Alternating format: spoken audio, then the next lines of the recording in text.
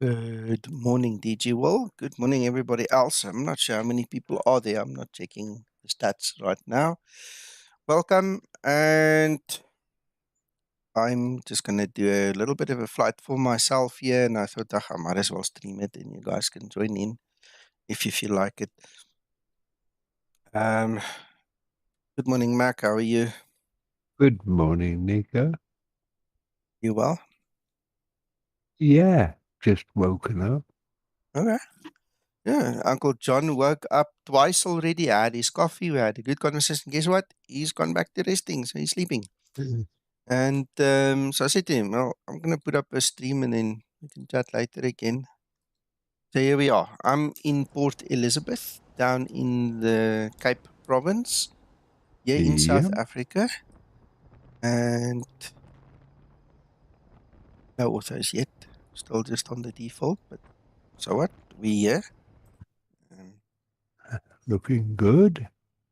yeah, one of those things. Yeah, I don't have a problem with it. Frames seem to be okay. I was obviously able to lift my sliders a little bit. Um, in South Africa, it's not as harsh on the FPS as some of the other places. So, Mm. yeah, it works. It works. Good morning, Mm. Steve. Good morning. Good morning, Steve. Quickly see. So, this is Navigraph. We said we're going to fly FAPE.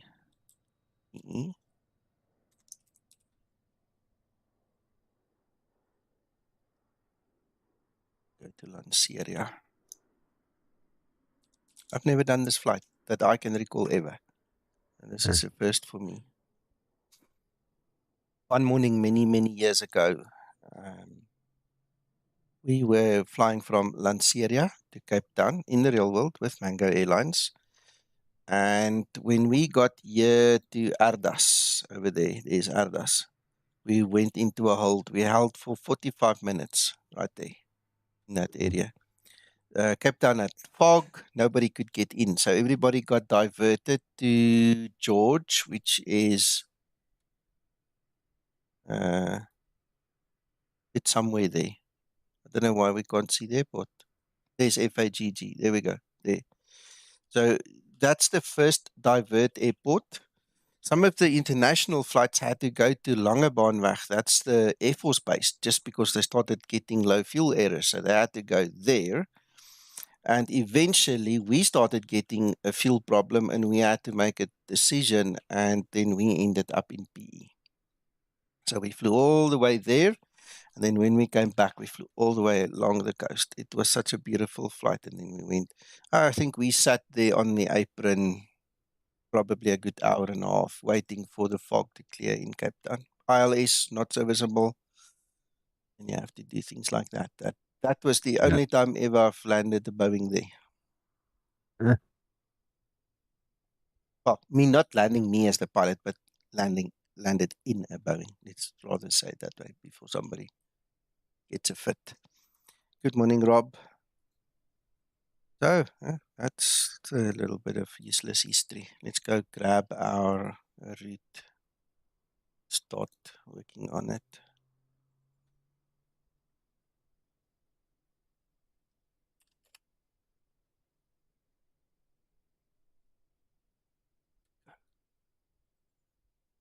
Interesting route.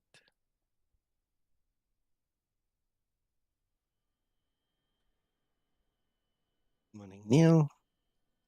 I am feeling a bit better. Yes, thank you. Right, so the claim to fame of both these airports are they've got short runways. And to add injury to insult, Lanseria has hot and high conditions as well. So what you typically get at Lanseria is in the summer times, they don't put the luggage on the aircraft there. They put it in a little van. They take it to Joburg and it gets flown separately in one of the other aircraft. Okay, because that runway is just short. So when they did the upgrade, they made it nice and wider. They did make it a bit longer. But it's hot and high conditions generally there. So your density altitude is a great factor when you fly to Lanseria. Always something to remember. Whereas PE is obviously It's at the sea and it's nice, reasonable. It's a short runway. That's why in the EFB I've made my runway lengths, the minimum runway length 1,600 meters, where it's supposed to be 1,800, because otherwise I can't land here. So, script for life. Good morning, and script for life. Beauty is in the eye of the beholder, my friend. We use Iveo because they are good to us, okay, and we are loyal people. We don't muck around, right? So basically, we chose Iveo for the loyalty aspect and the things that we have been doing together. So I'm obviously now involved with various programs with Iveo. We've done some Zebo development with Iveo. So there's a lot of things riding on Iveo for Skymatix.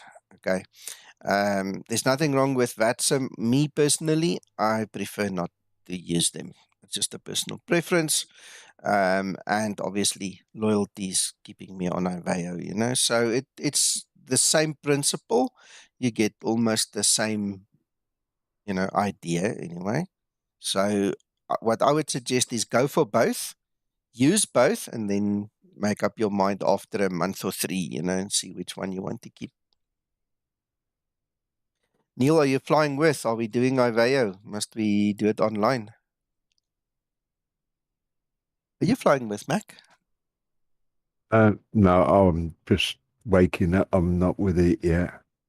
Okay, I no was just problem. going to suggest another thing about Simmer Veo is both of them are made up of many divisions with around the world, Mm. and sometimes some parts of the world one might be more popular and controlled more frequently than others. Mm. If Mm. you look at the world map when they're being flown, Yeah. it's like we have high praise for the Nordic regions in Mm. Aveo, don't we? Yeah.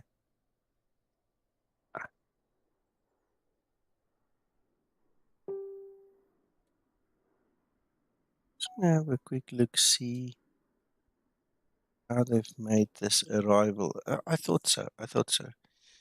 Yeah, that's gonna be a problem. Let's be clever about it. Let's get rid of Lima India Victor. We need Lima India Victor. So if we do an RNAV, we can do it that way. LA 1 in 3.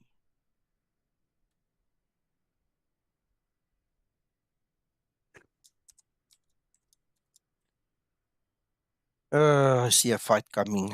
I see a fight coming.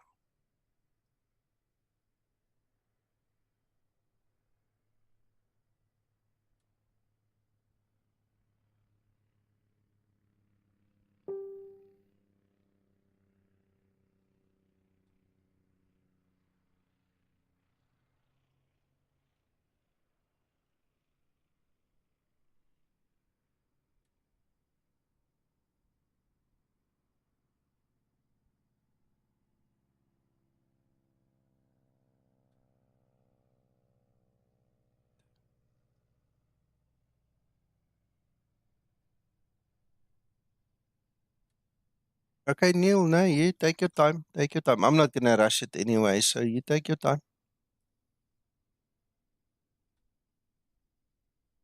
Right, my route is published by South African ATNS. So this is the official route. And I'm sitting looking at it and I'm wondering why they made it like this. It's very interesting. I'm not going to worry about it. I'm just going to fly it. But it's an interesting route. Anyway. Right, so that's where we are. We're going to take runway 08 for takeoff, heading select, and then we'll turn onto the route after takeoff. It's as easy as that.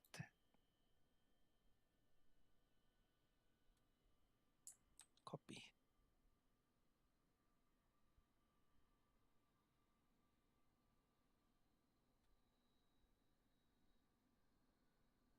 see if I can get Edge on the screen here. Here we go.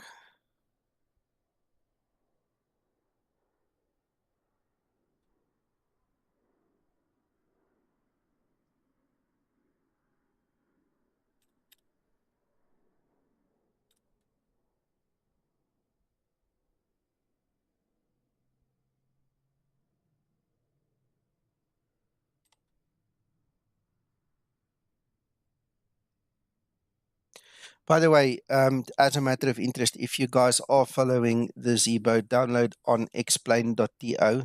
I did do the update this morning, so you can get the full the full Zebo for Explain 12, including all the latest fixes in that download. It's all there. You can go grab it.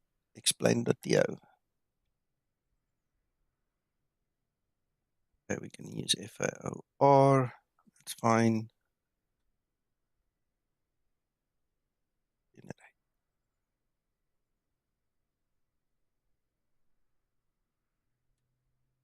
That's the wrong display it's capturing. Funny. I have to set it up now every time it seems. There we go. Now it's capturing the right one. So let's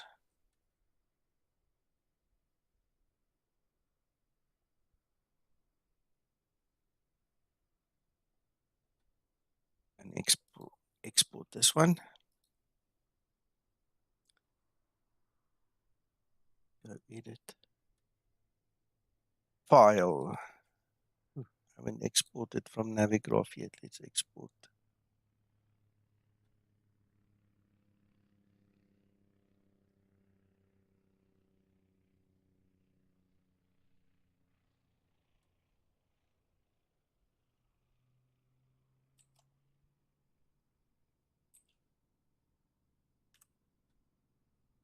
That's done.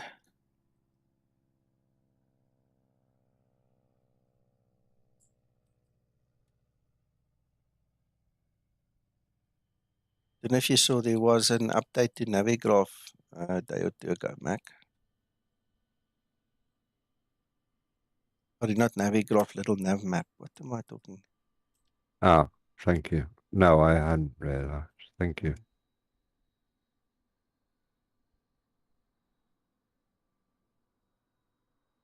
XP Realistic. In Explain, all you do is you put the plugin into your resources plugins folder, and then you just start setting it up.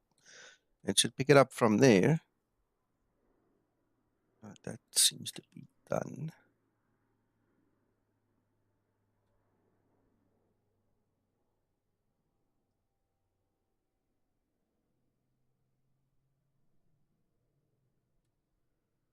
In Explain, everything is really easy. If it's a plugin, it's always resources plugins. That's where it goes. Okay, and then once you start up, you probably have to register it. So you have to paste your key code in there, you know, that you purchased. It gets activated, and then all the plugins go and sit under the plugins menu. And there's my XP Realistic, and then it's a question of setting each slider in each of these options to where you want them. My Zebo configuration, for instance, for XP Realistic is in my private hangar. So if you read in my show notes below the video, you'll see there one of the links will take you to my private hangar.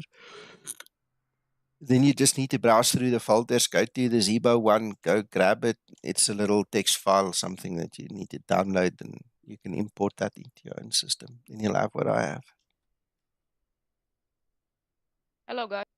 Hello.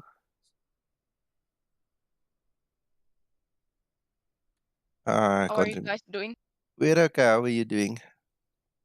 Fine.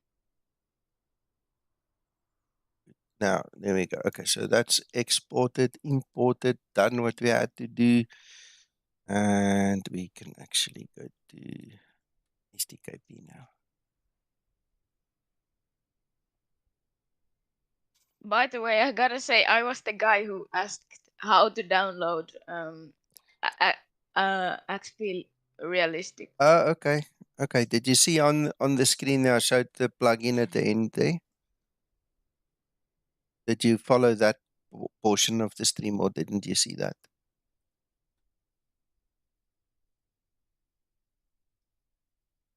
Wait.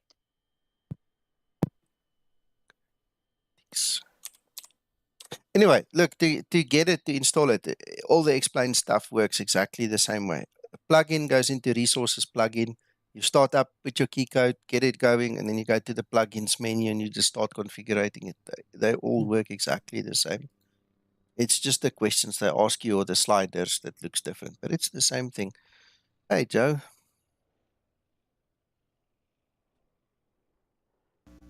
Hi, Nico. Can you hear me? Yeah, I can. How are you doing? Good. How are you? Are you flying? Yeah, I'm on YouTube now. I'm going to fly from FAPE to FALA if you want to fly with. Okay, I'll jump on. Okay. Steve, Uncle John is sleeping. He's tired. Yesterday wore him out a little bit because they were out the whole day. You know, so he's catching up now. But Joe, I presume you saw my message. Just don't mention anything now, but you and I need to talk. Yeah, no, I saw it and I answered you, but yeah, that's why I jumped on. I wanted to elaborate a little bit. Yeah, but not in public. We'll do it afterwards. No, I know that. Absolutely.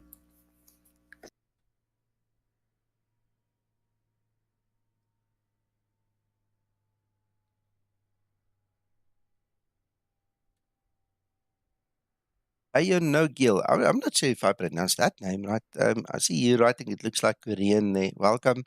Sorry, I can't speak or understand what you're saying. So you're welcome to use Google Translate to throw in something there.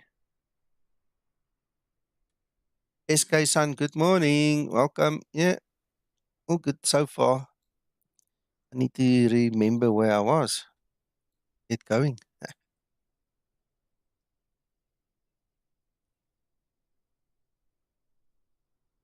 Right, ground.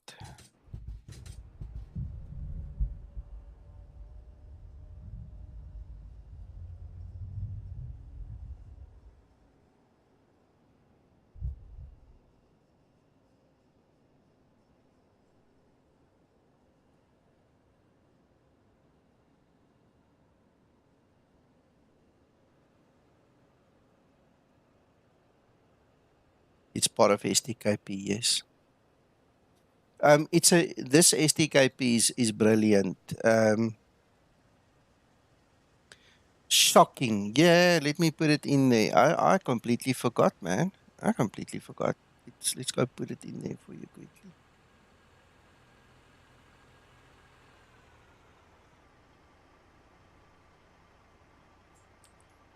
I want to show you something else just now, Steve. Just bear with me quick. Let me sort out this other guy.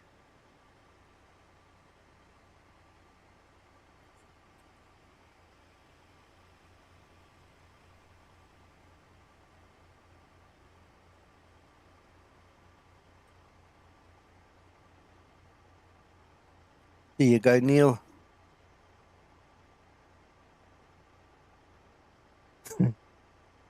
Sorry. Let me show you It's this. really bad weather at Madeira. At Madeira. Ooh, winds and stuff. Yeah. Raining and yeah. Yeah, you have to update it, but let me show you this. This is actually part of the old system still. Flight tools. If you go to flight tools in the wind calculator, look at this. You type in your airport and your runway, and then it gives you a pretty nice graphic. So it's very easy to quickly skip through your runways to see which one would be favorable for the winds. It gives you your weather details and stuff. You see in there, it gives you your breakdown. So we've got a 12 knot, 8 wind, 7 knot crosswind. So that's one nice feature that's been in STKP forever and ever and ever. But you now know we've also got a similar thing in Navigraph desktop charts. But I like this. This is really nice. This whole graphic here at the bottom. Okay, Right, so what's next? Let's get the OFB back online here. Start the loading.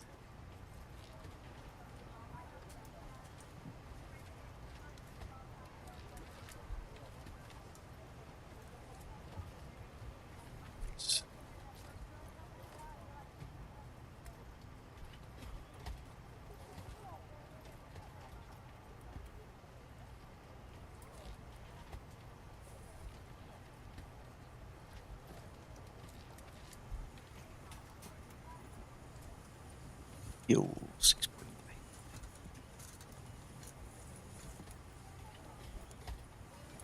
Ground flight deck hose is connected and starting refueling.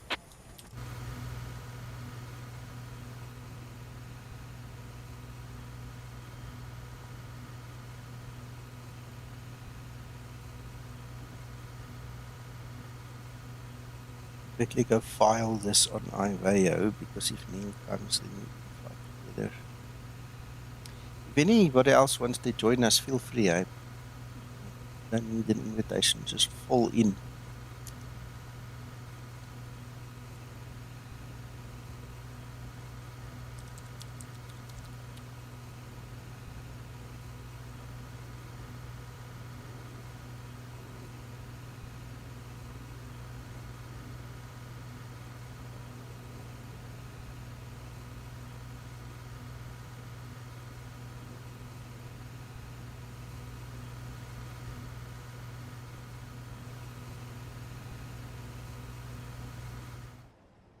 So I've upped my sliders a little bit because it's not as complicated scenery as we have somewhere in Europe, for instance. So we'll see what happens as we get closer to Joburg, then I'll just drop my sliders if I have to.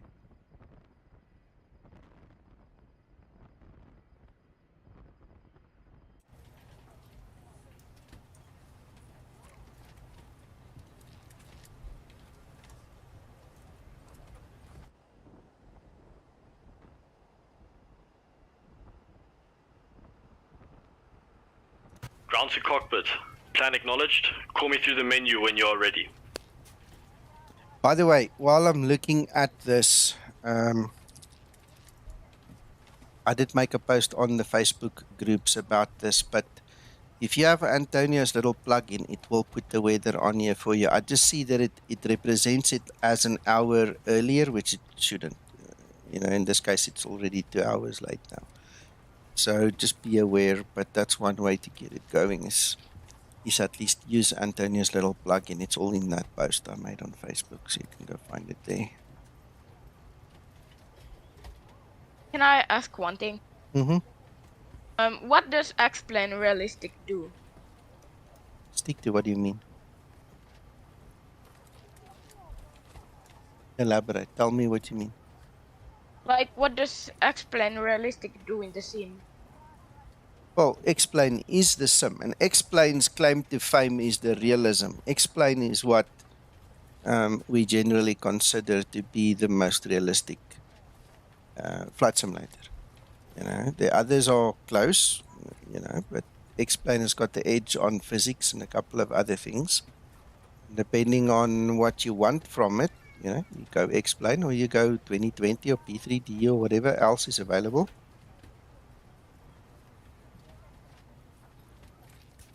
No, I meant what the explain realistic plugin does. Oh, explain realistic, XP realistic. Okay. XP realistic plugin, okay, gives you vibrations. It gives you your breathing. Okay, if you look very carefully, let's see if we can give you a reference. If you look very carefully, you'll see on my screen now in the next few seconds, I'm zoomed in a little bit so you can see movement.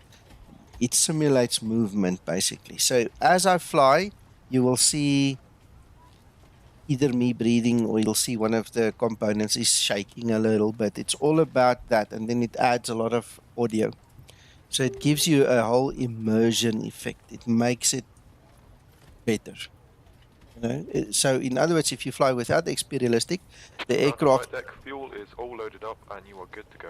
the cockpit is going to be static. Okay, you're not going to see movement. As it is right there, it will remain.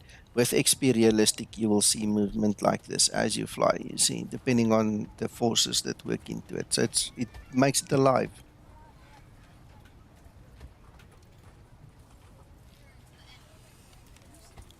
Frank Bite, hello, welcome, and thank you. There's no need for us to make pop-ups because you've got XHSI or ZHSI as it's known lately. So if you go to their site and you download it, you get all the pop-ups that you want, and then you can, use them on separate screens, put them wherever you want. Because we use XP Realistic, it's easy enough for me to do this. I just flip around and easy enough to zoom in. I don't think it's necessary to reinvent the wheel. And the ZHSI is for free. So you can just go download it as long as you have Java on your system and follow the installation instructions. You'll get your pop-ups.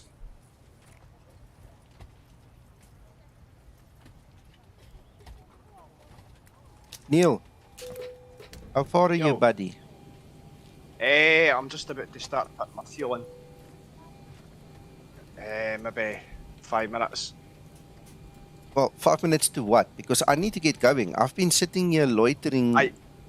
You fire in, man. You batter away. I'll be right behind you. All right, okay. Because otherwise you're going to overtake me and I won't even know it. Well, we'll just do this kind of start it up quick. I'll catch up.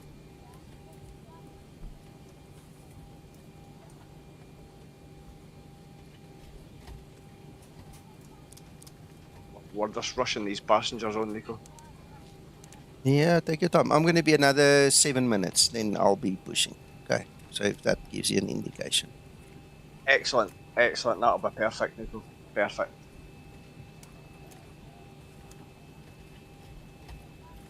Right. He said flight level 330.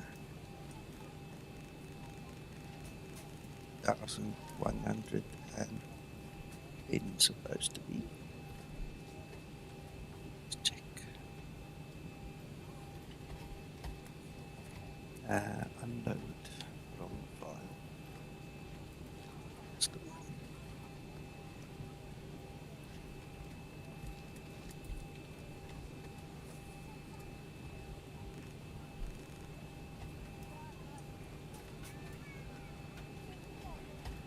There we go. Right.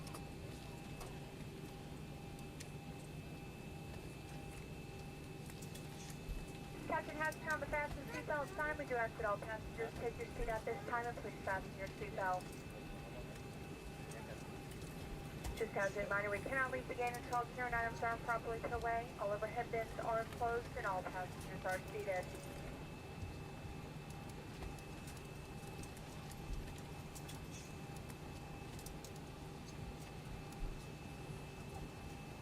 We won't be taking a while. So we need to worry about that.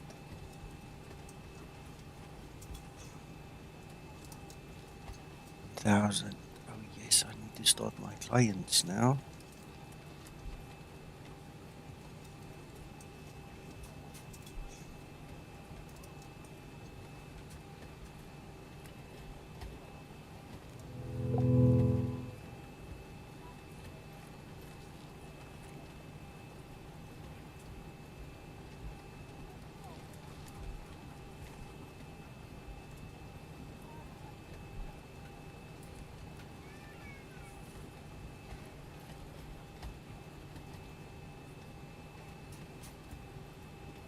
Alright, our car's loaded and IVO is up and running as well.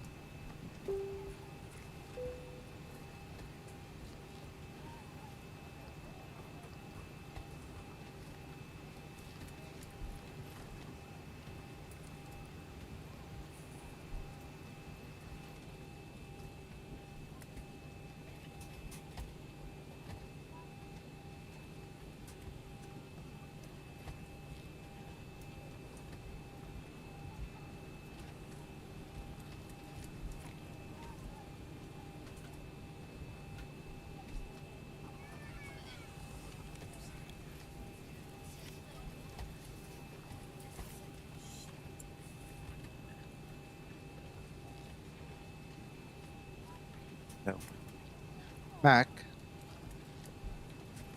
Yes. I see this morning, for instance, now. We know it's not always the case, but this morning, the explain weather is sticking to the real world weather on the METAR side like nobody's business. Oh. It's perfectly on time almost every time. Mm. Okay. I was just looking at Navigraph and my weather has got stuck there for FALA. It's not updating. I'm wondering if there's a way of forcing an update.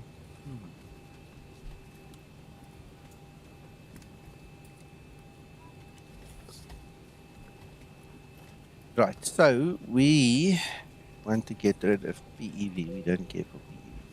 We're going to go to the next waypoint. So we're going to do heading select takeoff. Once we're in the air above 1,000 feet, we're going to bug out to the left. Turn on that side. Oh.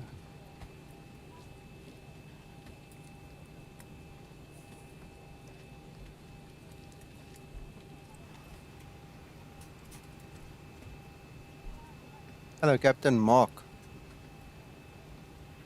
Captain Mark, don't get rid of Explain 11. Not yet. Explain 12 is in infancy, so it's good. You can see all my streams that I do with it. It's perfectly flyable. But it's got its little problems. So depending on if you've got the stomach for it, you know, and I'm being serious, it's not to be funny. Lots of guys can't handle it. You know, so you've got to ask yourself the question, do you want to handle it? Do you want to turn a blind eye to certain things? Then, of course, go for it.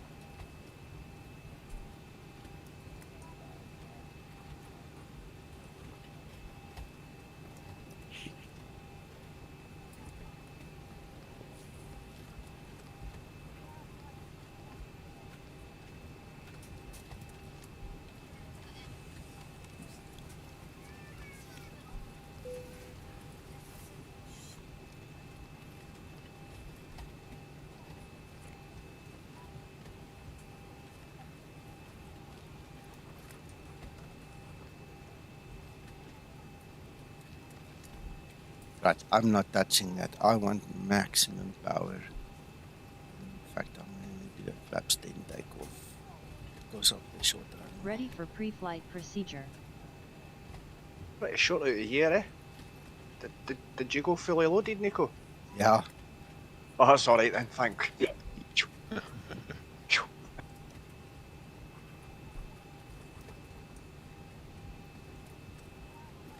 Trim down.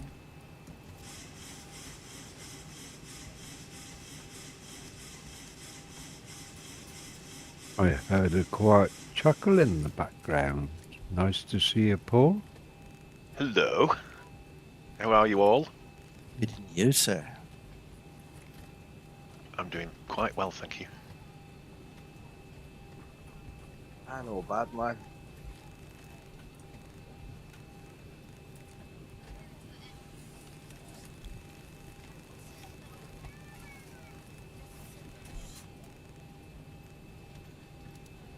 Right, so heading select goes on. I'm not going to touch anything else.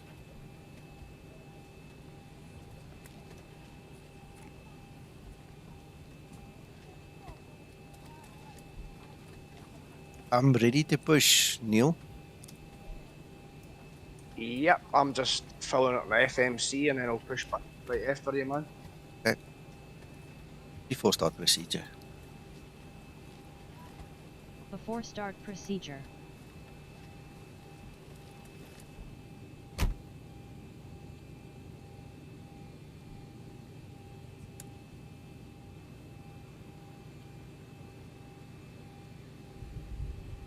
She's clicking the buttons.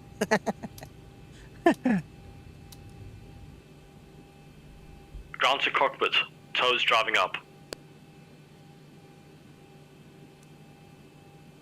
Before start procedure complete. Ready for before start checklist.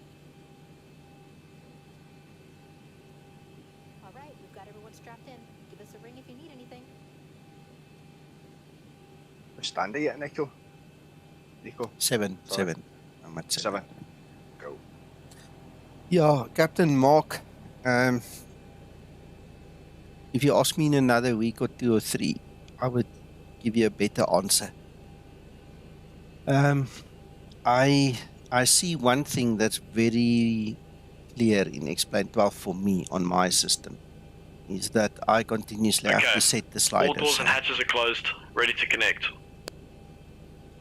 If I don't change my sliders in my settings continuously, I don't get good frame rates.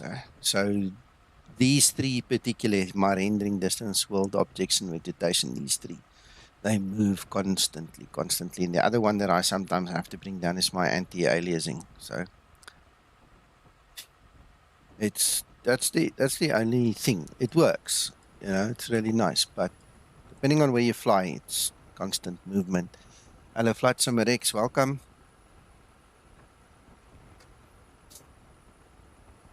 Yep, I'm the same, Nico.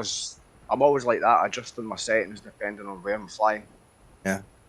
I didn't see the point in flying with 60 frames when I could have 40 and my settings a wee bit higher. Yeah. Especially with the world objects, and trees and stuff like that, Yeah.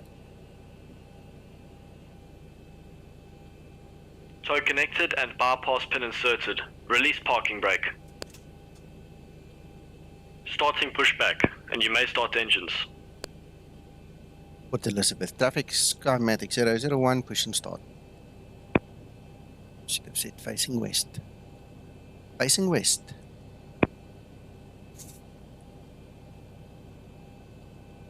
Start number. Come on. Start number 2 engine. Starting number 2 engine.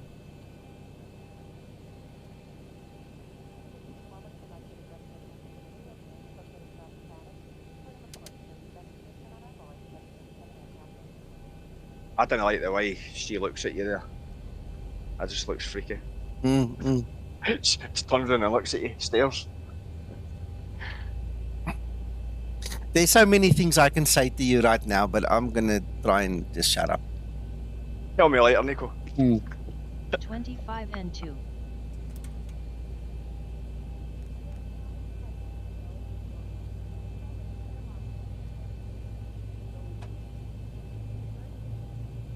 Oh, and another thing about Lanseria, Neil, is it's kind of elevated. It's almost like an aircraft carrier. It's definitely elevated. So if you go down the other side, you're gonna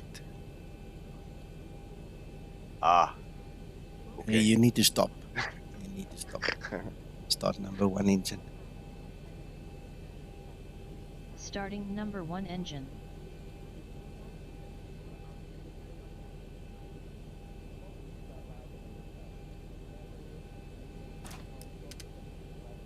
Operation complete. Set parking brake. Disconnecting tow. Stand by.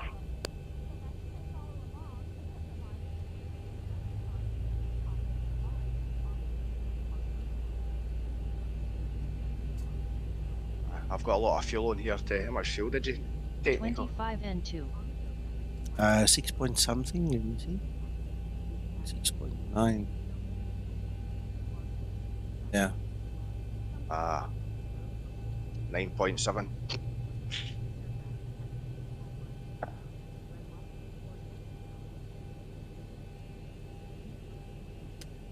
Starter cutout. Dracula. Tow is disconnected and bypass pin has been removed. Hand signal on the right. We'll see you next time. Have a lack of flight. Well, it's either she's got the hots for me or she's angry for something that I don't know I did. Typical woman.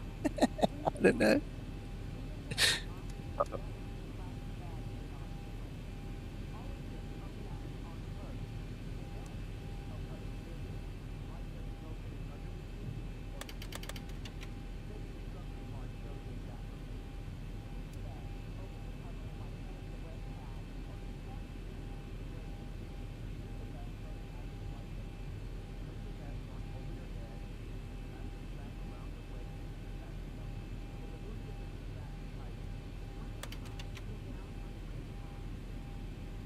Ready for before taxi procedure.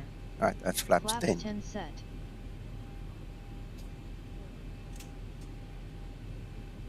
Port Elizabeth traffic Skymatix 001. We are taxiing to holding point Alpha 1 via Alpha 4 runway 08.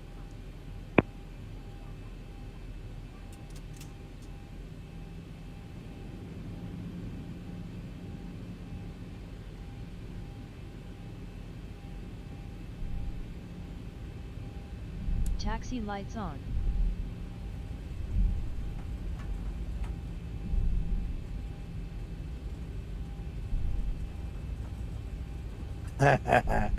Yeah, that's another option, Steve.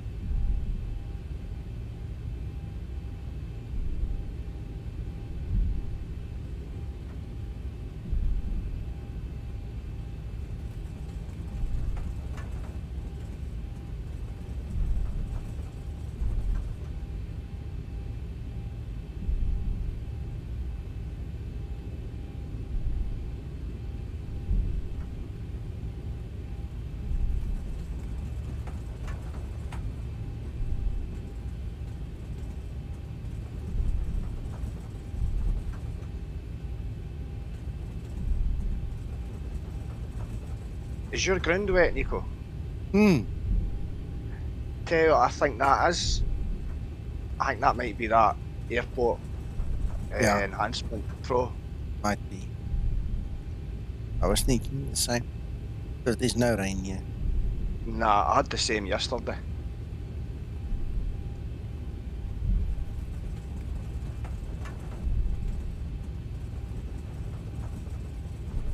We're getting a watery takeoff, maybe they've just wet the runway, so looks better.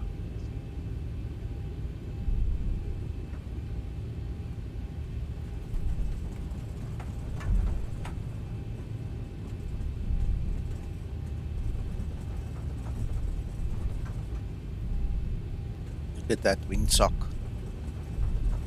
See it coming to God, that thing is standing. Said we have a 13 knot wind, so Oh, nice.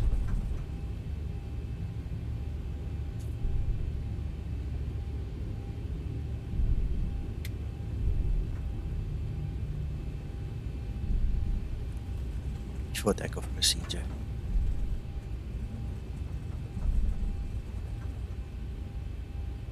Before takeoff procedure. Before takeoff procedure.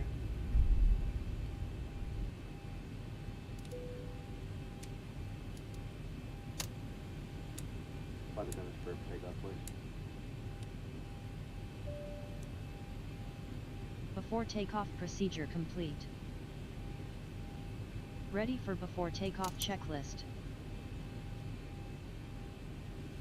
How far are you, Neil? I'm just right behind you, Nico. I'm just... It just didn't connect. The holding point. Okay, but you didn't connect. You're not on our way. No, I'm not connected to anything, no. Okay. Port Elizabeth traffic, Skymatix 001, line up takeoff, runway 08. But I can give you the 3 minutes. That's not a problem. It doesn't matter if I can't see you. I don't know. No, you just come. Follow me. I'll just do it.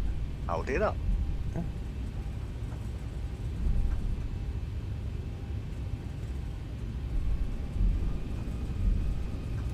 Okay. Good luck. Okay. What? Takeoff thrust set. Cheers. 80 knots. It's like the wind's coming from the right-hand side, so I'm turning slightly. Oh yeah, that's a good choice. That's exactly what's happening. It's coming from about 1 o'clock, Neil. You have to roll into it a little bit. Right, man, I'm just watching you take off first. Positive rate. Woo. Moves you a bit. Get up.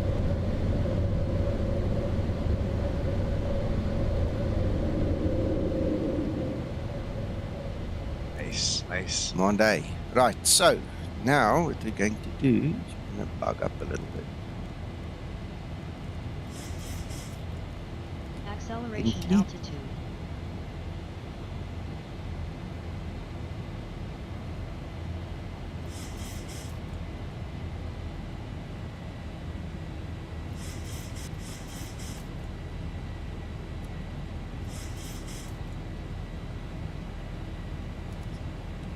Right.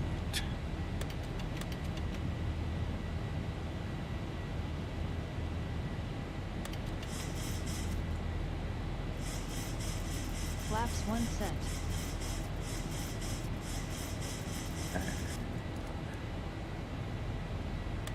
Flaps up.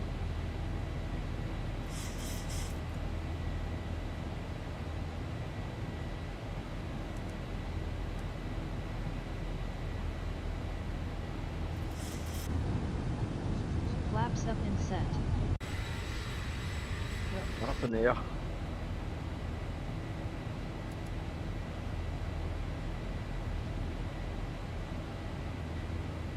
I had about 45 degrees on the yoke, or less, just to kind of keep the plane straight going down the runway there. That wee wind, that was quite nice. PE is called the Windy City, and now you know why. It's always windy here. Approaching transition. Nice.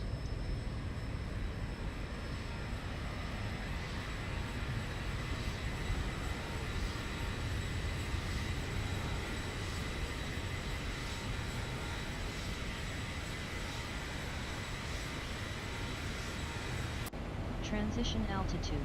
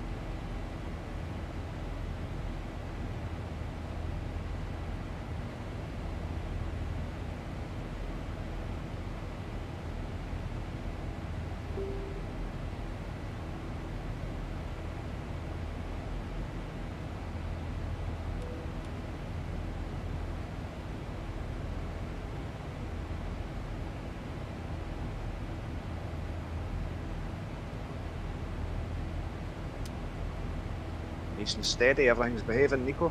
Engine start procedure complete.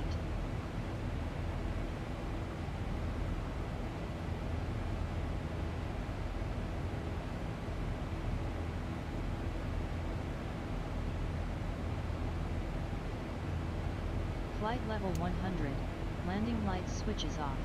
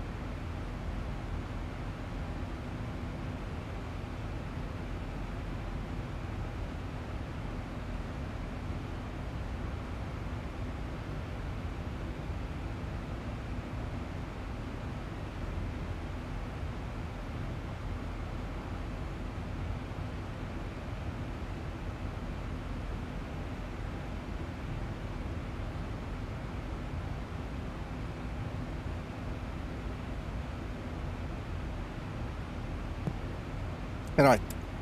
I want to put something on the screen. I just want to get my bearings. I literally just want to get my bearings.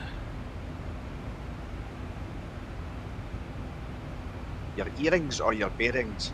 Earrings. No, I don't wear earrings. Oh, it's, But thanks for asking. so just to clear that up there, Nico, sorry. Yeah, no worries. No worries. Just want to quickly get rid of that. Okay. Right, so I'm going to start off by saying this is my dedicated NVMe hard drive specifically for Explain. There's my Explain 11, there's Explain 12, and there's a copy of Explain 12. Right. So in here, these are all my add-on aircraft, and you see no Zebo. There's no Zebo there. Then what I'm going to do, pull this one over here. I'm going to go to my Google Drive, and I'm going to go to the files that Zebo gives me. Right? So those are the files that Zebo gives me. Okay, so let's talk about installing the Zibo mod and its updates. Right, so if you go to the Google Drive on your end, it's obviously going to look a little bit different. This is what it looks like behind the scenes, but it's exactly the same thing. Right, so what we're going to do, if you want to install the Zibo mod, you go and you open that file. You're obviously going to download it to your system. It's going to go sit in downloads. Then you're going to open it. It's going to look like this in the beginning, in the inside, right? Then all we want you to do is we want you to drag and drop it into your aircraft folder. If you read the Zebo install guide, that's all you need to do. All right, that file, as it comes from Zebo, is finished. It's done. It's a fully functioning Zibo mod. Okay, so once you've pulled it into here, you start up your Explain and you go fly. As easy as that. If you want to now add the enhancements, you can add the terrain radar, RAS, and whatever else. In Explain 12, RAS doesn't work yet, so that's a stupid example. But let's say Avitab, for instance. You want to add Avitab, you go for it. You just add it. Right, so in less than 30 seconds, we have a fully functioning Zibo mod. That's version 1, obviously. That's your early access, right? That's your base. If you look at the size, you can easily see that's the base. It's almost 2 gig, so you start with that one. Right? It clearly says Explain 12. You just got to read. There's no difference. It's not difficult. It's not rocket science. You open it, you drag and drop it. It's easy as that. Now, here comes the kicker. Now you want to update to the latest version. But you can't stay on that one. Each of these versions is made to work with a specific Explain version. Okay? So if you go and you open up this Explain and you run it, you're going to get a whole bunch of errors on the screen here on the right hand side that's going to pop up, because that one was made for the initial release of Explain 12. So how do you update it? It's very easy. You go to Google Drive, you download the latest version, which is 2.4, you open it. Right? So how do you update it? You go into your Zibo mod, there you see the files in the Zibo folder, you highlight, you drag and drop, and you replace them when Windows asks you. That's it, done. There's nothing to it. It's not rocket science. It's taken me less than a minute to install and update the Zibo mod.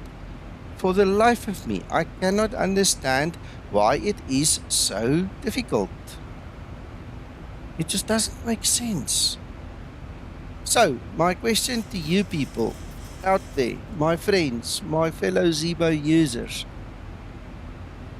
how on earth is that difficult? What do you struggle with? Is there something I can change in my wording that will make it easier to understand? Is there something else I can give you? Please tell me. How else do I explain to you how to install a Zibo mod except doing it that way? That's it.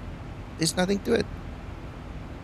I think your demonstration that you've just done is very helpful. Some people can follow it a lot easier by watching. I think so too. I suppose. Yeah. When I first started, the thing that got me was extracting the file. I didn't know how to extract. I think that's the big trick here. You know, that is the big trick, is the extraction. Aye, that's the bit that got me. But after that, dragging and dropping, that's easy, but the extracting bit confused me. Okay, You yeah, know? I picked up the same thing with the trigger that has brought me here. Okay. Okay. Just in case, getting it's one of the things, if you're not that familiar with computers, just things like that, you know. Okay, well, it's good you tell me, because then what I'll do is I'll make a little installation video, a 2-minute installation video. Click here, drag, drop, done. Now, okay, here's the other side of the coin. Here's the other side of the coin. Can't show you the actual folder, but I've opened it up. This one specifically resides on my desktop. Okay, this one is the complete Zibo mod. It includes all the fixes. Okay, it's up to date. This is the one that I upload onto explain.to, and I did it. By the way, hello Kev there on stream. What's the file there, FA26? Let me go back and have a look. Now you ask me. Oops. I don't know. Let's go have a look. We'll try. Hudson. Files from Ubos.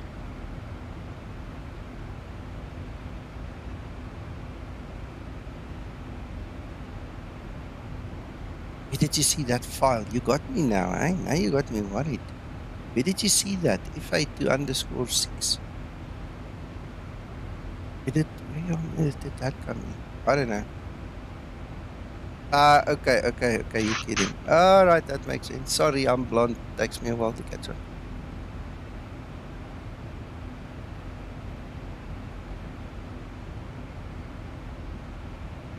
Yeah, I think that's gonna have to be the case. Also, the other one that I see that I've had a request for, the guy was nasty, but for a good reason. He said that I'm wasting time. I need to update the Avitab video, because the Avitab video, believe it or not, the one where the integration is done with the Zibo mod, that one is my all-time highest viewed video. Thousands and thousands and thousands. I've now gone and hidden it after that guy was so nasty about it. So basically, I need to go and redo the video where I now show there's a provider tab, because this guy couldn't find it. He's obviously looking at my screen and he's looking for the link up this page, which is now hidden behind a single icon called provider. So I think that's 2 videos I might as well go and make, link your Navigraph account and show you guys how to do it. But I'll do it offline, because I'm just too scared to tick anywhere anymore, because every time it shows you my key codes and then somebody steals it and runs away, and it costs me money to buy a new one. So before we go that route again, I'll rather make those videos like offline, not on a live stream. SWE, that's the actual one. See, that's the actual one we were just talking about. Okay, so I'll make 2 quick videos later today, and I'll just upload it in 2 minutes. Just show you the one and another minute or 2 for the other one. Yeah, we'll do that. And thank you for your input, guys. I appreciate it, because if that's what it takes, that's what it takes. And then, of course, they've got to find the video. You know what I mean? It's yes. There's such a large ocean of information out there that if you just Google something, you come up with so much nonsense. It was my initial problem when I started in the 737. Yeah. It took me weeks to find your sensible stuff. There was so much other vague and badly explained stuff out there.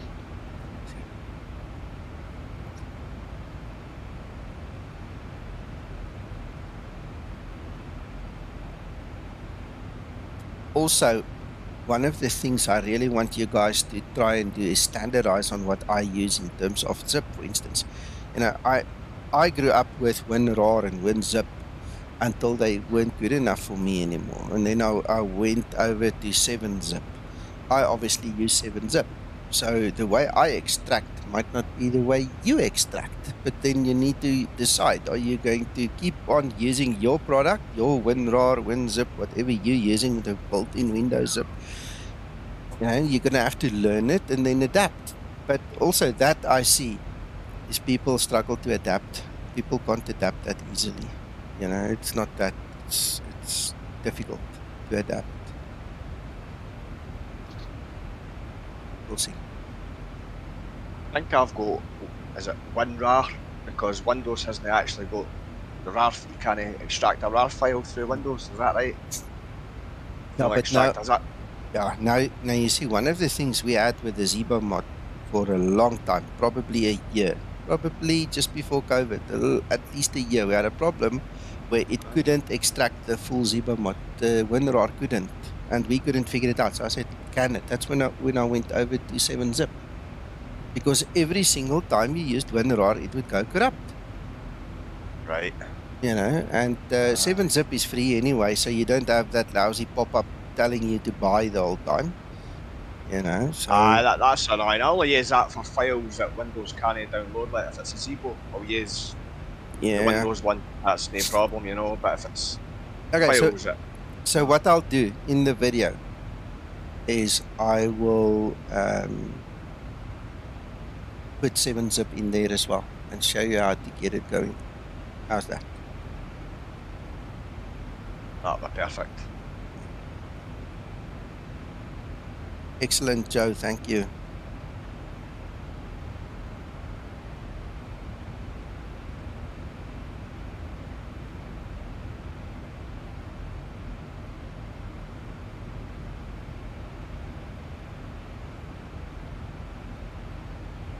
What does your win say, Nico, at cruise? You say, nah, I'm at 31,000. 250 something at 95. It's pushing from the back, eh? Yeah. I'm getting shifted a wee bit up here. Yeah.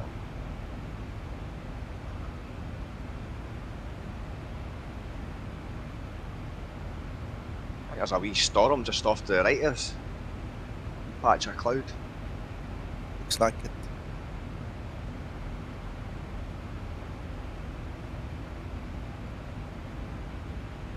Give me half an hour, I'm just going to land in there and we'll take off again.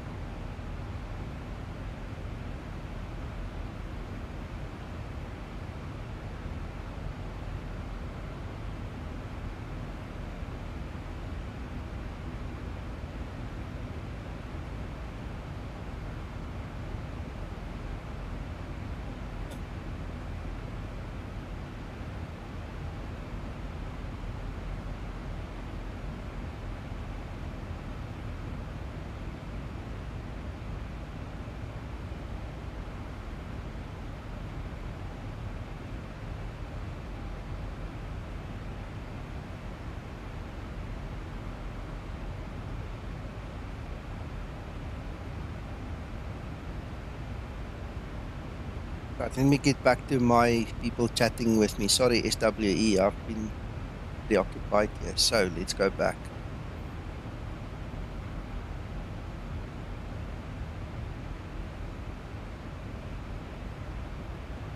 Okay, SWE, it should run it, but you're going to have to keep your sliders low. That's all. You know, it should run it. 8 GB RAM is very, very low. The GTX 1650 is an entry-level card, so you're going to have to just keep the sliders low, but it should run it.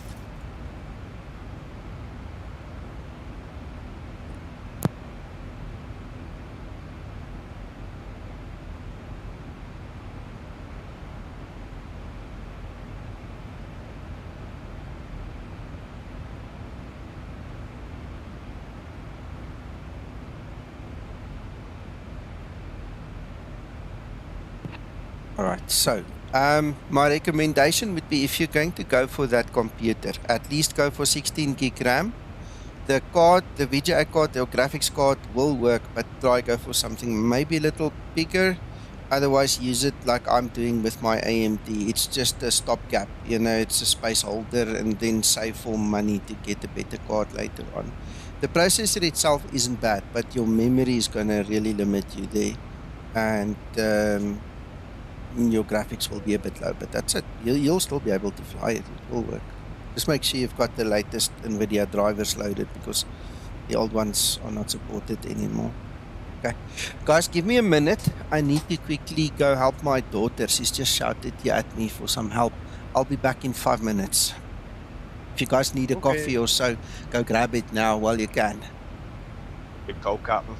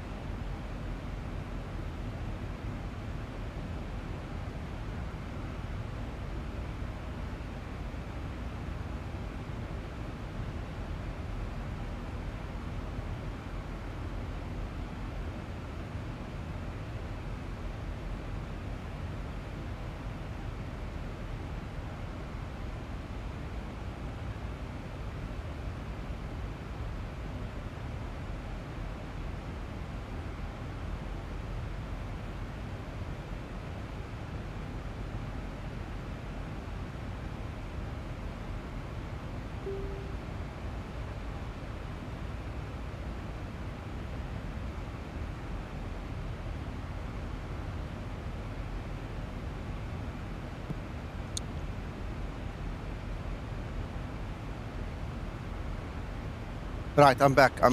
Okay, SWE, why are graphics cards so expensive? I think it's the miners. They drove up all the prices.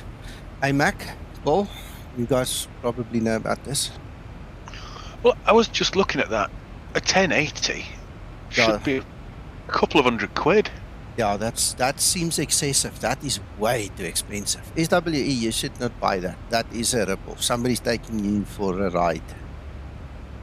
That doesn't sound right. I mean, let me have a quick look here. At first glance, less than £200. Yeah, that's old. I mean, it's an old. Because it's old stuff, isn't it? Yeah. And you know, people are upgrading all the time. The second-hand market's probably awash with lower-end graphics cards. Probably. I mean, unless it's a typo and it means a 20 series. Yeah, I don't know. Okay, we wait for you.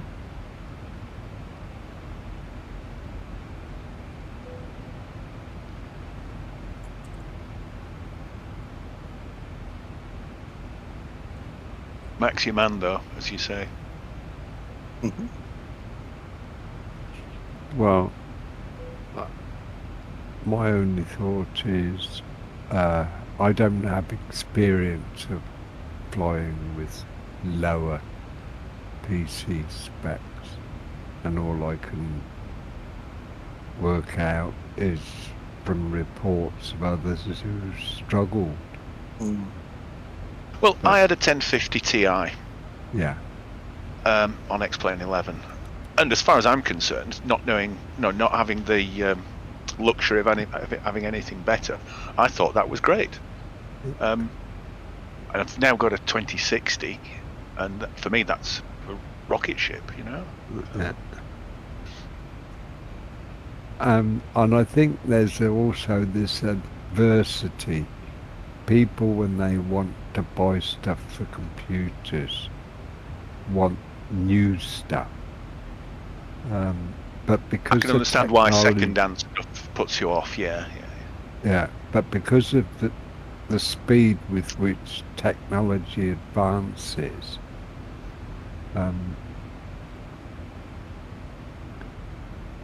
we can't all afford the highest and latest and best.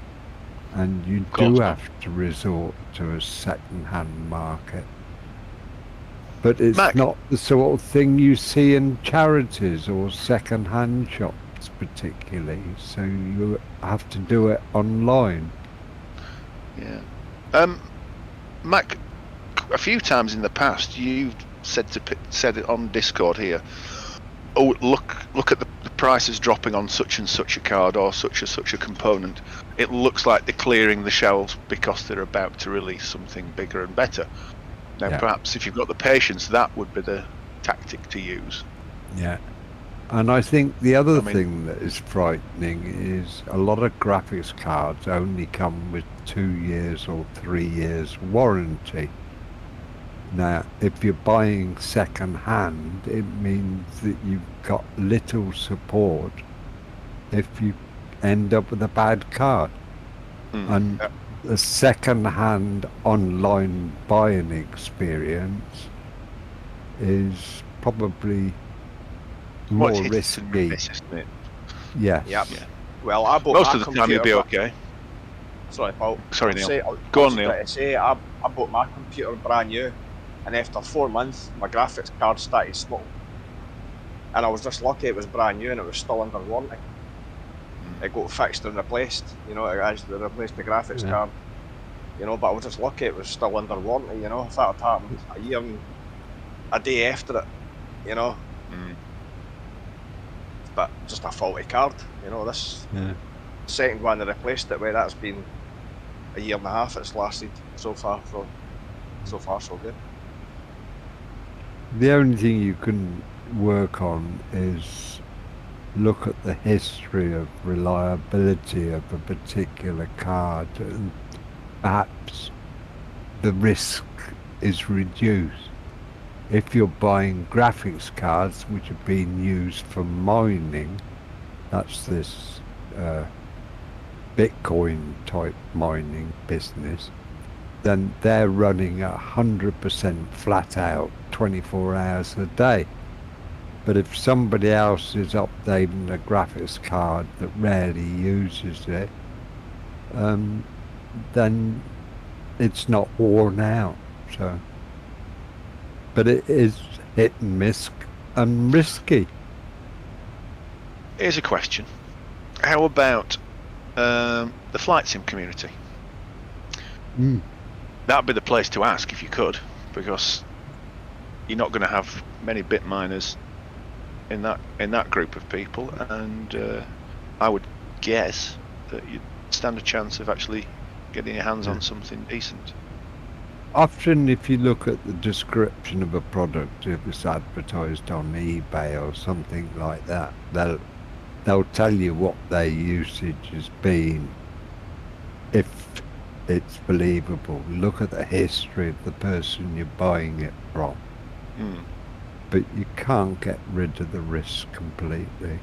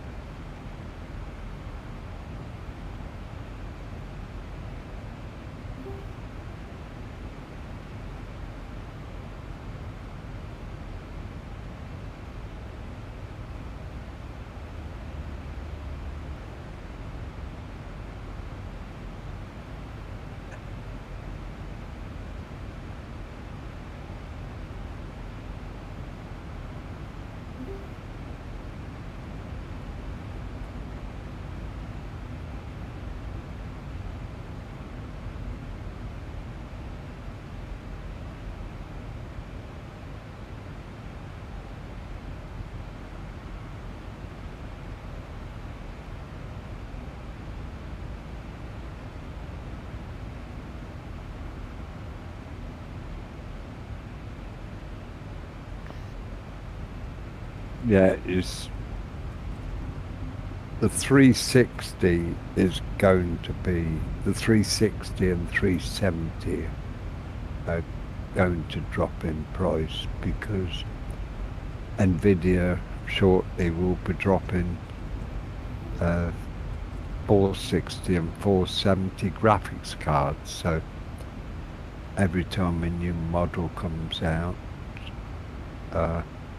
the second-hand value of the last generation card drops.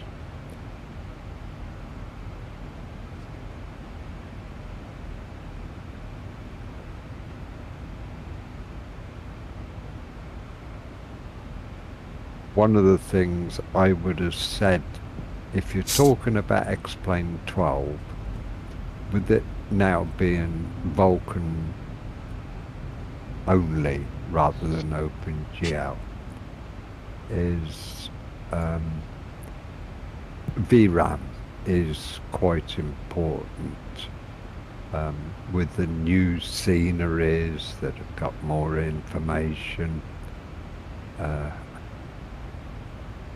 that they're trying to compute with. VRAM memory on graphics cards is probably one of the main important things to consider with flight simmers. Yeah, so a 3060 with 8 or a 12 gig, I think they come in 12 gig flavors, is going to be a much better proposition. There you see, look his prices that is put there, that's more reasonable. Before we start talking again, just quickly, Dracula, no, I don't use the create custom nav data anymore. After Explain 11.50 data got released by Navigraph, there's only like 3 or 4 airports in the whole world that still require it. So for that low maintenance value, I stopped using it. A GTX 1080 for $1,600, that is Fantasyland, that's a rip-off.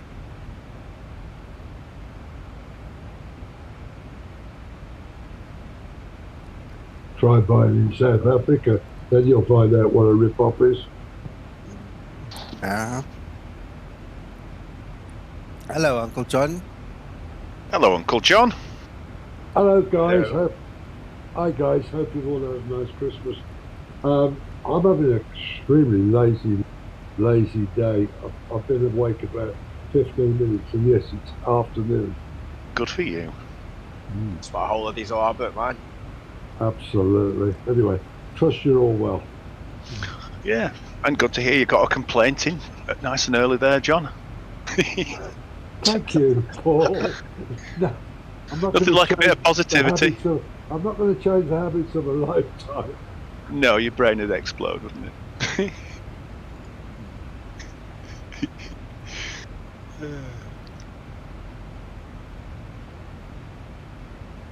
Ooh, bit of rocking and rolling in there, Nico. Yeah.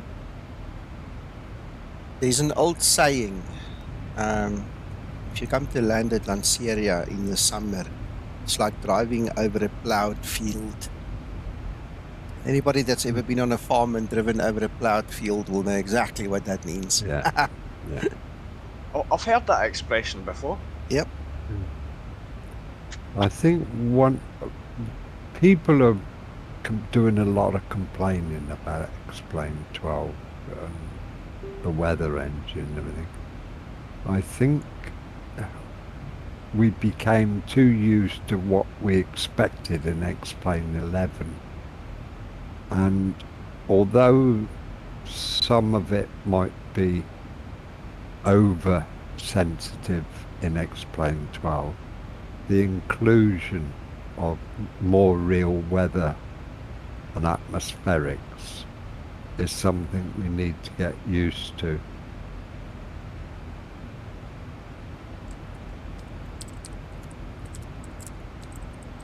And it is a completely new weather engine, so Yeah. teething issues, you know. We need to listen to real pilots when they're flying the simulator, and they're the ones who'll say, oh, this is like the condition I had at such and such. It's completely realistic, or it's a bit too dramatic and things like that. But turbulence happens. There's aviation reports of people get injured in turbulence. Yeah, but maybe they don't want it too flat. Maybe they want a wee bit of movement there. Just aircraft don't fly on rails, guys. It's my old saying from many years ago. Aircraft don't fly on rails. nah. Anything can happen up there. The biggest problem is people have expected too much too soon. Spot on, Uncle John. Spot on. Expectations. Yeah, still fine-tuning period. And we've also got to wait. It's like with Zebo, you've got three major elements that go to make up our experience when flying the Zebo. You've got the core X-Plane 12, then you've got the flight model developers, which is the characteristics of the airframe as presented in a particular mod, which is handled by Twixtor. That flight model has changed in X-Plane 12 compared with X-Plane 11. So Twixtor needs to do updates to take account of the new X-Plane 12 characteristics. And then all the FMC flying control sensitivities and everything else, which is then coded into the flight model, you know, as to how it reacts to input from controls and all the rest of it, is handled by Zebo. And so we have to wait for everybody to get together. And What that's amazing. why Zebo hasn't rushed out a lot of updates, because he needs the stage before to be sorted before he can do his work. And if you remember, Zebo did make a statement that after Christmas he would start working on it. And Yeah. bless his cotton little socks, he's released, is it 2 or 3 releases already? And that is Yeah. at Christmas. Yeah, we've had 2 Christmas presents already.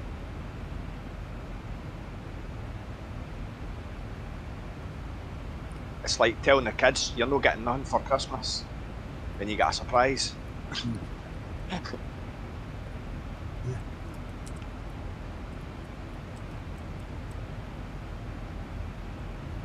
Yes.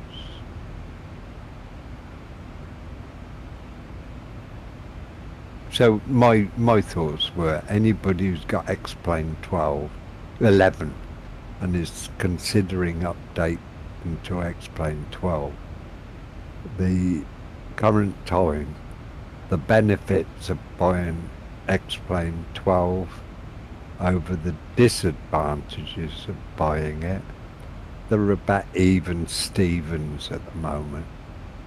But my thoughts were, if you have the available disk space, keep your X-Plane 11 installation and learn and enjoy X-Plane 12, but it's still an ongoing development, and you'll come to realise that there's certain features of an X-Plane 12 which you can't see in X-Plane 11 that you enjoy. Yeah. Agreed. Hello, Krister.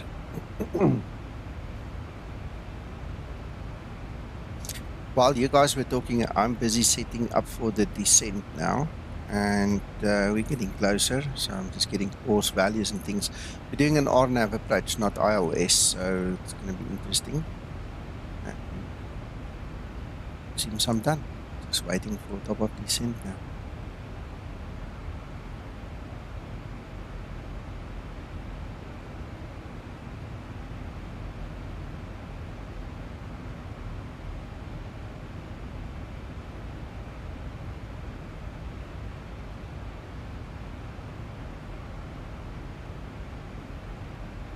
One of the hardest things to discuss is graphics cards, and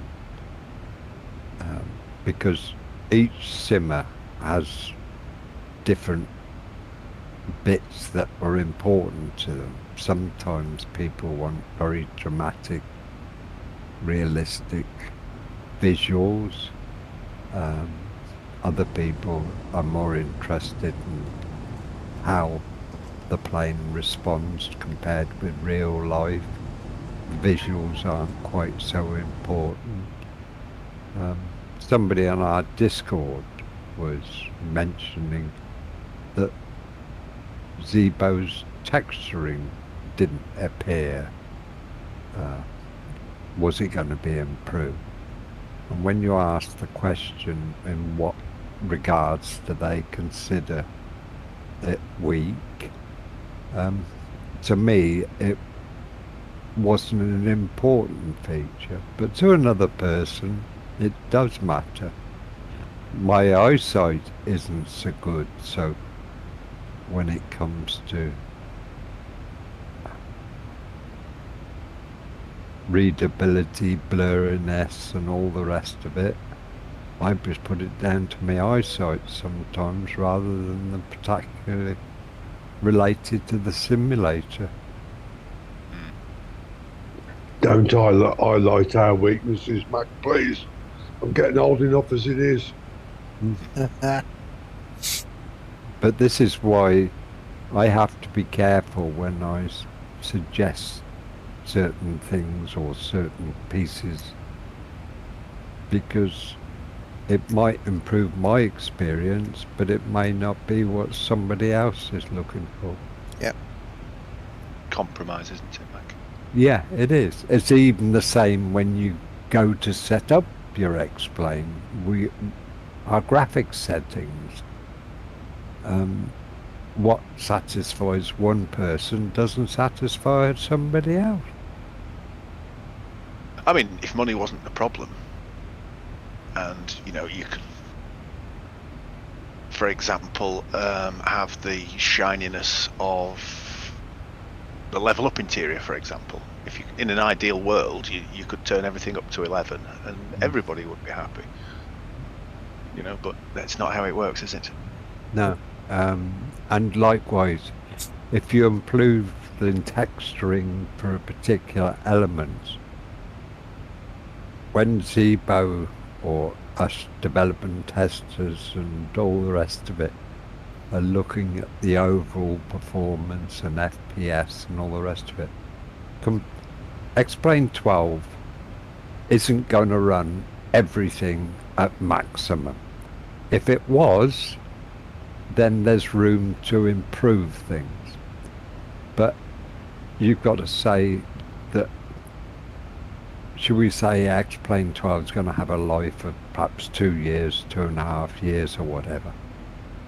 The technology advances in computer hardware will allow you to run it at more maximum resolutions and all the rest of it when there's better computer technology around. No, SWE, if your system is already giving you all those kind of hassles, it's better to get a new, better one. Tell you what you do. You know, come to Discord, come make an appointment to speak to McTrying here, and he'll sort you out. You know, he'll give you his thing to think about. Yeah, I mean, your suggestion there, if you can't upgrade to 22H2, your laptop is obviously, yeah, yeah. That's a disadvantage to the laptop. It's hard to upgrade individual elements, whereas with a PC, you can upgrade much more easily. Yep.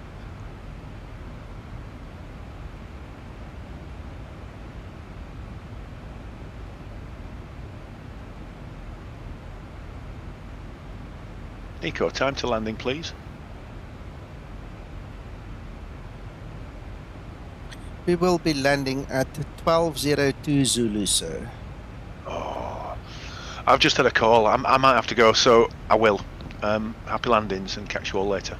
Okay. Okay, Paul. Stay well, Catch Paul. you soon. See you, Paul. Yeah, take care, bye.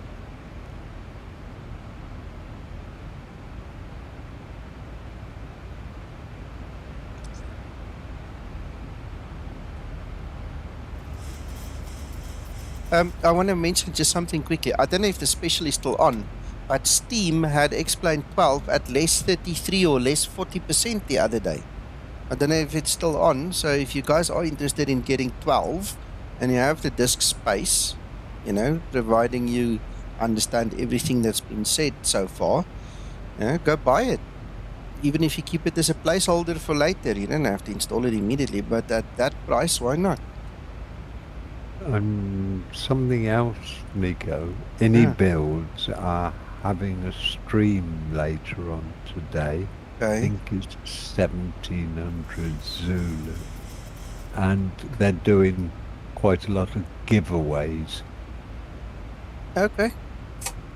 There you go, it's on sale. Yeah, 1700. Okay. At $40 versus $60, it's a steal. You know, I personally don't like using it on the Steam platform, but if that's your thing, you know, go for it. I appreciate that there are people whose spare budgetary limits restrict them far more than it affects me.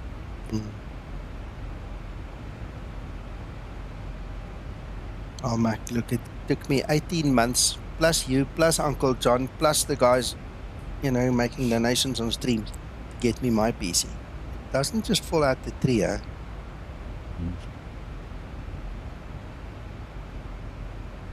Okay, I've started descent, by the way, Neil. Righty-ho, man.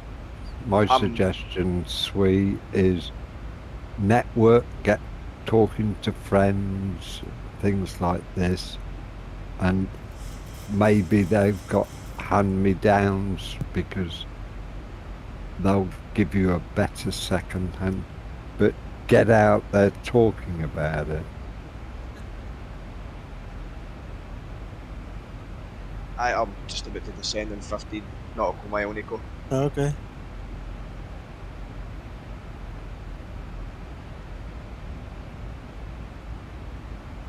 I was going to do the ILS, but since you're doing the RNAV, I'll join you. Hmm?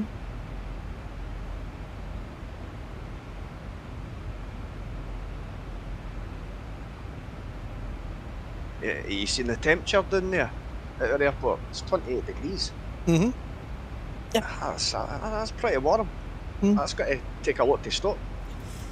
Yeah, Well, I've it got is the summer. break 3. It is summer, you're right, Mac. And it's not so far from the equator. It's not that close, but I can tell you one thing. I mean, where I'm sitting right now, it's 26 anyway, and I'm guessing I'm about 15 kilometers from there, if even that far, maybe 10 kilometers from the airport. So, yeah. 26 degrees. You jammy sod. Well, that's the summer for you. Yep. That sounds good, Mac, doesn't it? Imagine 26 degrees in there. That'll be a dream. No, I like seasonal weather. I don't like it. Season when it's hot season all the time. Yeah. You keep it, Mac. I'll have my summer holiday. Yeah, that's fine.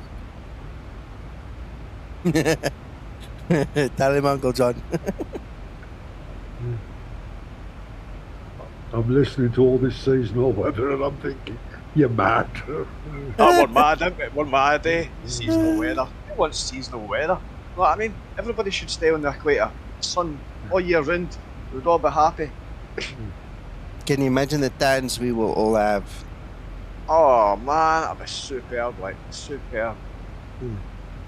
I'll tell you what, we've got 26 degrees, 28 degrees, but we've got a beautiful blowing breeze coming through and it's gorgeous. Yeah. I'll send you a photo out my window, you'll be. Aye. It's horrible. Drizzling rain, cold. How hot is it again there, Uncle John? You need to tell me.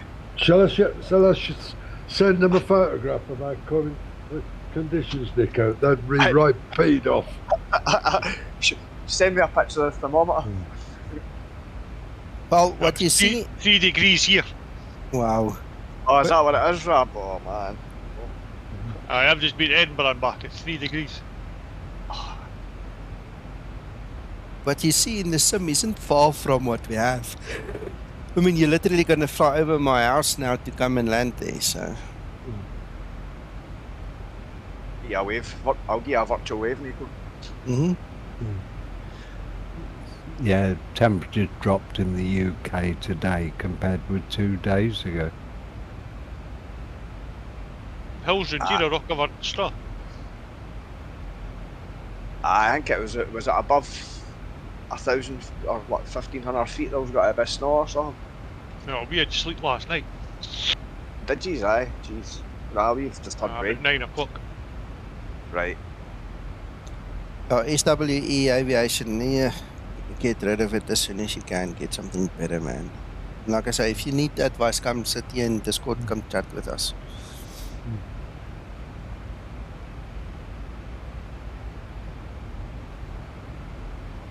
The best drizzle I know is drizzle lemon sponge cake.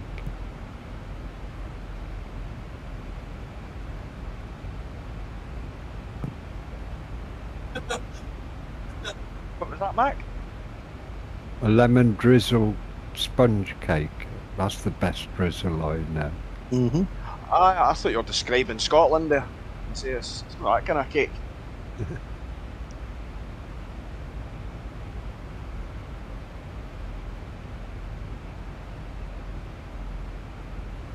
Yeah, those clouds are pretty realistic, Nico. Yep. Yeah. It was a bit flat top to the left, I thought, but yeah. Once you get down to this level, it's looking nice. And actually, the default scenery here is actually not too bad as well. Well, we're comparing the weather we're seeing here with the clouds with our Windows 11 experience. But we used to have add-on weather things to get the clouds to look anything like. Yeah, exactly, Matt. Yeah. This is default.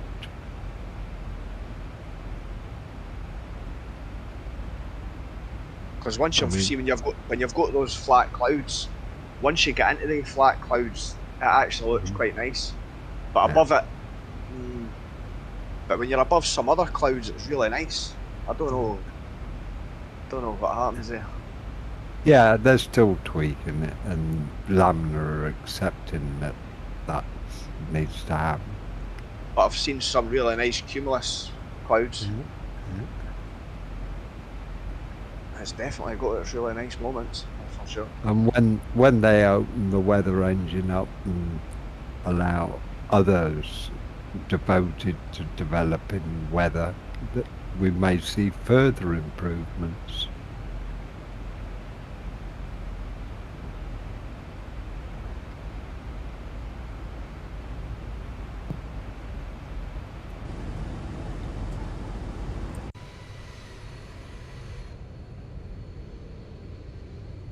I flew default weather next plane for about 4 years. Never had any. The only plugin I had was the Zibo Mod, the terrain radar and the pushback. Yeah. Avitab, that was it. That's all I could get on my computer.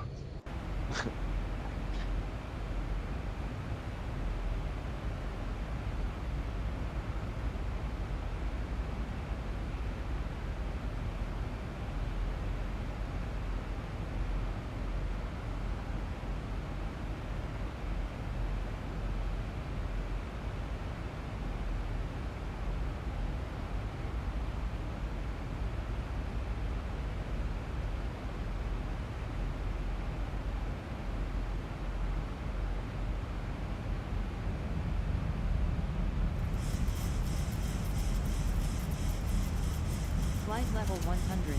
Landing lights switches on. Approaching transition.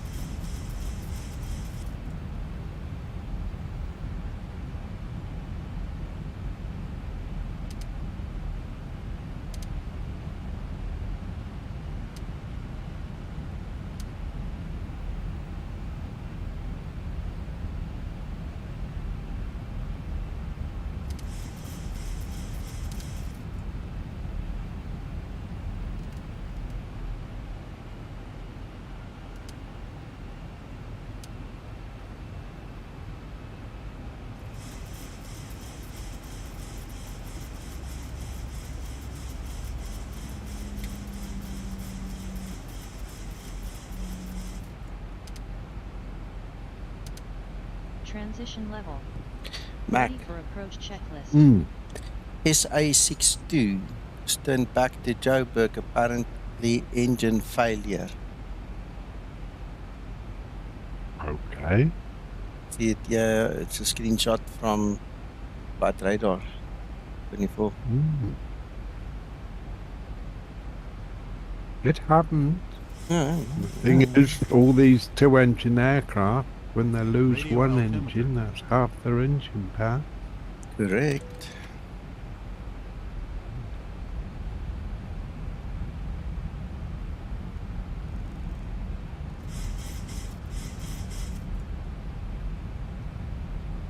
Right, let's go and have a look at flight radar. I'm about to land as well, so keep one eye either side. If you get to see how I land. There you go. Yeah. Flaps 5 set. This has got to be scary. Put it that way. It's unfamiliar, that's all. Aye, that's for sure. I'm not sure if I've landed here before. No, I've landed here plenty of times, but it's always a bit of a ride down.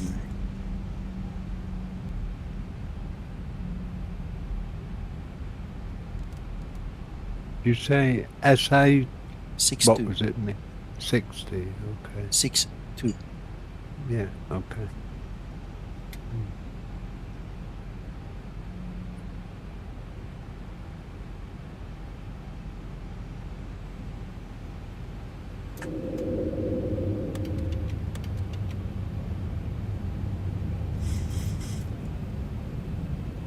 Flaps 15 set.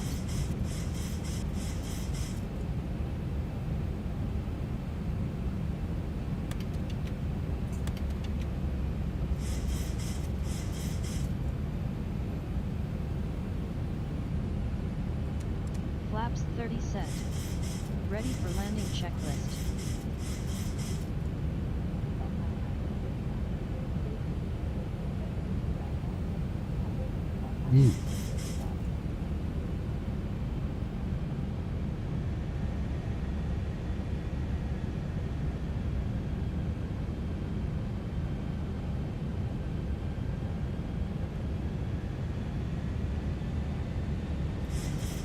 He's actually landed, Nico.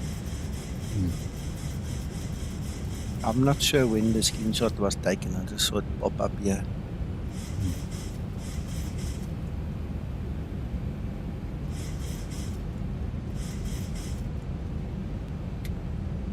Cabin crew, take your seats, prepare for landing. It's an Airbus. Okay. I don't think SA has got those in the bus, as far as I know. The 319 as well. Did you? Why am I laughing?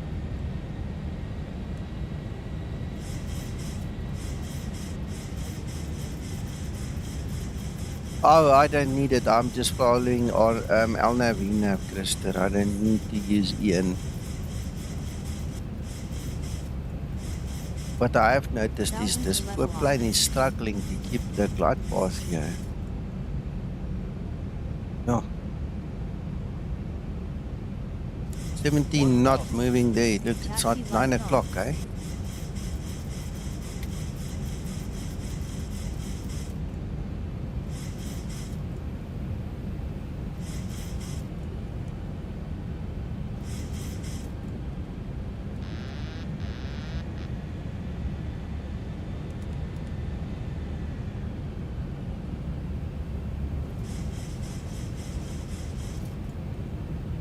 Fly by hand.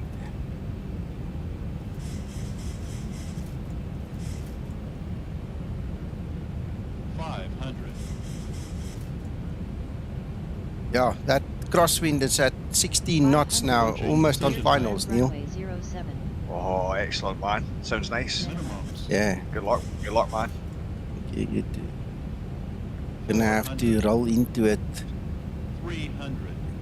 14 knots and I'm almost on the ground. Wow.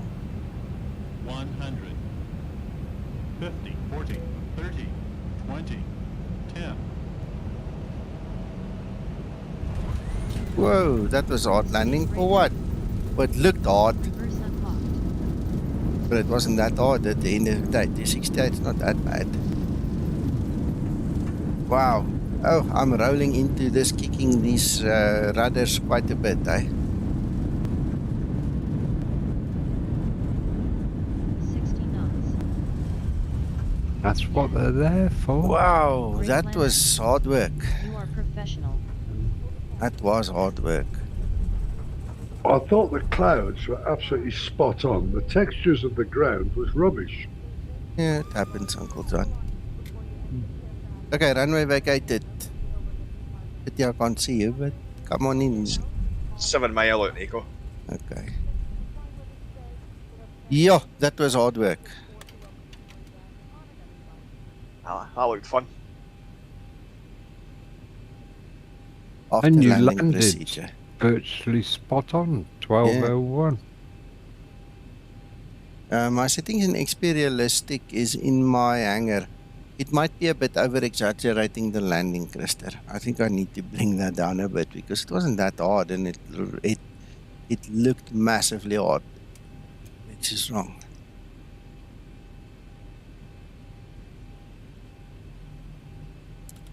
Flaps up and set.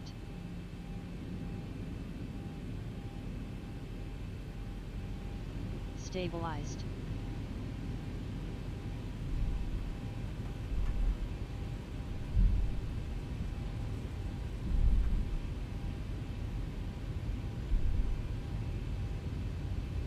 Yeah.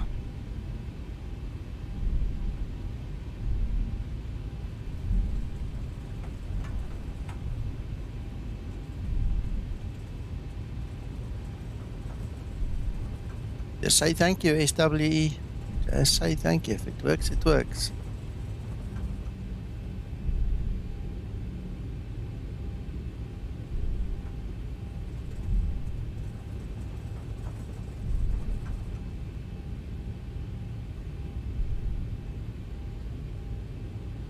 Ah, you rich people. What are you doing on my apron? Get off.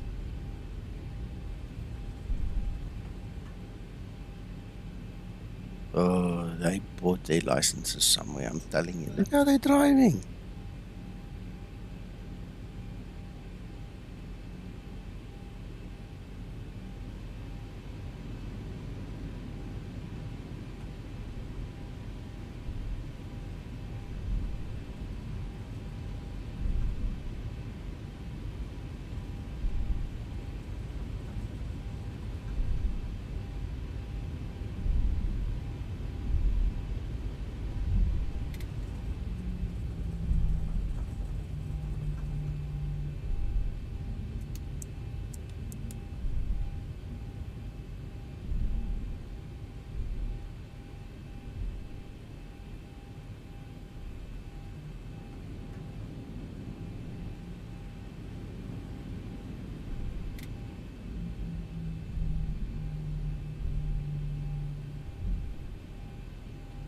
That was a bit of a hairy landing, that.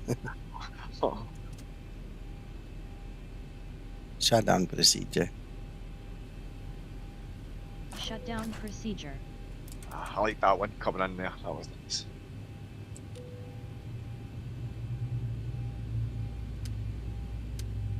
Actually work for your money, man. Ready Oh, for sure shutdown does. procedure.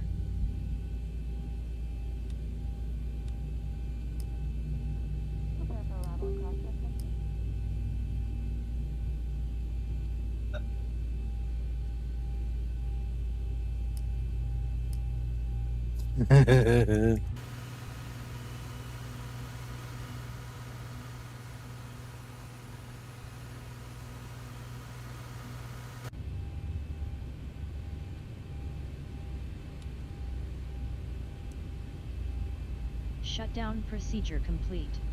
Thank you, my dearest Linda. Ready for shutdown checklist.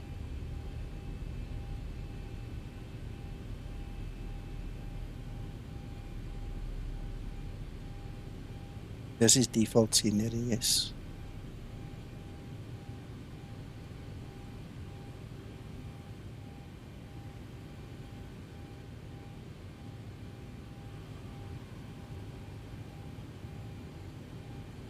pity I can't see you, Neil.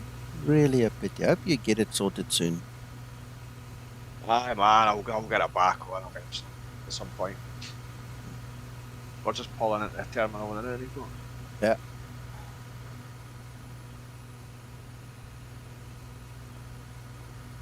Right, well, like, that's quite a cool building for default, isn't it? Yeah, really nice for default. Ladies and gentlemen, thank you for watching. Enjoy the rest of your day. I'm gonna kill the stream and go see what else the day has in store for me, and we'll talk later again. Bye bye for now. Cheers, Nico. Thank you. Cheers, Nico.